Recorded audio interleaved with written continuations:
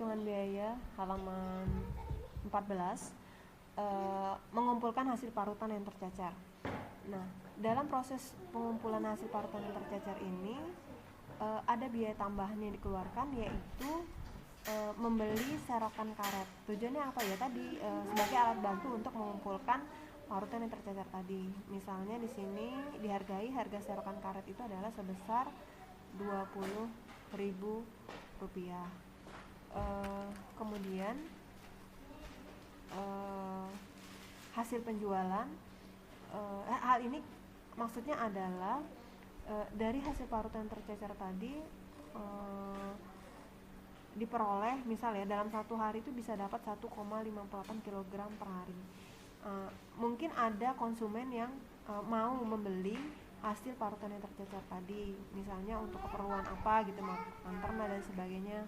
Nah, misalnya dihargai untuk setiap kilogram dari parutan tadi dihargai sebesar Rp500, dan selama 1 bulan jika dihitung akan diperolehlah uang sebesar Rp20.540. Nah, karena di sini tadi ada biaya investasi untuk pembelian serokan karet, maka kita hitung payback periodnya, yaitu dari hasil penjualan dianggap sebagai penerimaan, dibagi dengan keuntungan yang diperoleh, sehingga nanti diperolehlah payback periodnya sebesar 0,974. Artinya selama 0,9 bulan, tidak sampai 1 bulan, modal yang kita keluarkan untuk membeli serokan karet itu sudah kembali dengan menjual parutan yang tercecer tadi. Karena itu nanti pada bulan berikutnya tentu saja hasil penjualan itu menjadi pendapatan bagi si perusahaan tadi. Opsi berikutnya adalah memanfaatkan ampas kering atau onggo untuk saus atau obat nyamuk bakar. Artinya di sini dari opsi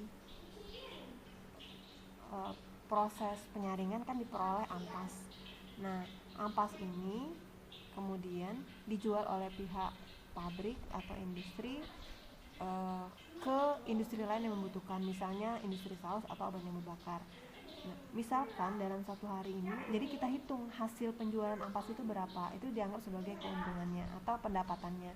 Hasil penjualan, misalnya satu hari itu menghasilkan 16,46 kg ampas yang sudah kering gitu ya, dan dihargai setiap kilogramnya itu Rp500 karena produksinya 26 hari per bulan, sehingga diperolehlah hasil penjualan ampas kering itu sebesar Rp213.980 per bulan. Nah, untuk pengeluarannya di sini tidak ada atau biaya yang dikeluarkan, karena hanya prosesnya hanya proses pengeringan, sehingga hasil penjualan itu dianggap langsung sebagai keuntungan, dan kita tidak lagi menghitung payback periodnya karena tidak ada investasi atau modal yang dikeluarkan untuk membeli sesuatu untuk melaksanakan opsi ini. Kemudian opsi yang keenam adalah mengumpulkan pati yang tertinggal pada bak pengendapan. Apa saja biaya yang dibutuhkan? Yaitu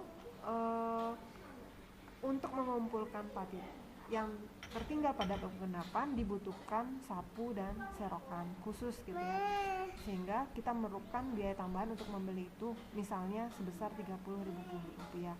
Nah, apa yang kita peroleh pendapatan atau keuntungan dari opsi tersebut, yaitu misalnya kita akan dapat pati tapioka hasil pengumpulan di bak pengendapan tadi sebanyak 2 kilo per hari. Nah, kalau 1 bulan dihitung, dan kalau 1 kilonya itu dihargai Rp1.000, maka dalam 1 bulan hasil pengumpulan pati yang tertinggal pada bak pengendapan itu akan memperoleh pendapatan sebesar Rp52.000 dalam 1 bulan. Nah, di sini kita hitung payback periodnya karena kita ada mengeluarkan modal atau biaya investasi berupa sapu dan serokan tadi sebanyak Rp30.000, sehingga kita hitung payback periodnya modal yang dikeluarkan dibagi dengan hasil penjualan 30.000 dibagi dengan 52.000, 0,5 bulan atau 0,6 bulan. Artinya setengah bulan lebih itu modal yang kita keluarkan untuk beli sapu sudah kembali dengan kita menjual tapioka hasil pengendapan tadi.